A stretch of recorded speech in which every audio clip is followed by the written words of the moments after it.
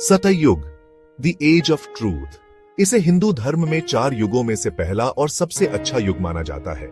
यह युग पवित्रता और धार्मिकता का समय था। लोग ईमानदार और सच्चे थे। वे प्रकृति और एक दूसरे के साथ सद्भाव में रहते थे। जिंदगी तब सरल थी, जरूरतें कम थीं, इच्छाएं सीमित थीं, लोग संतुष्ट थे। वे भौतिक चीजों के पीछे नहीं भागते थे। उनकी खुशी उनके अंदर से आती थी। धरती उपजाऊ थी, खाना बहुत था, बीमारी कम थी, लोग लंबा और स्वस्थ जीवन जीते थे। ऐसा माना जाता है कि मनुष्य आध्यात्मिक रूप से उन्नत थे। उनका ईश्वर से सीधा संबंध था। इस युग को एक आदर्श के रूप में रखा गया है। यह एक ऐसी चीज है जिसके लिए हम सभी को प्रयास करना चाहिए। हालांकि सतयुग बहुत पहले बीत चुका है, लेकिन इसकी सीख हमेशा के लिए है। धर्म को अक्सर कर्तव्य, धार्मिकता या नैतिकता के रूप में ट्रांसलेट किया जाता है। सतयुग में धर्म जीवन का केंद्र था।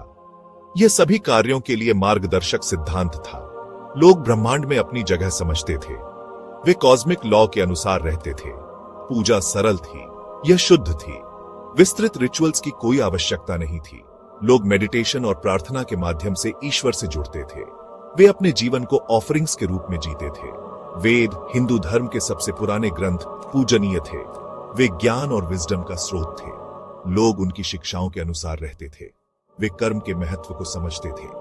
वे जानते थे कि हर एक्शन के कॉन्सिक्वेंसेस होते हैं। जीवन आध्यात्मिक विकास के बारे में था। यह किसी के असली स्वरूप को समझने के बारे में था।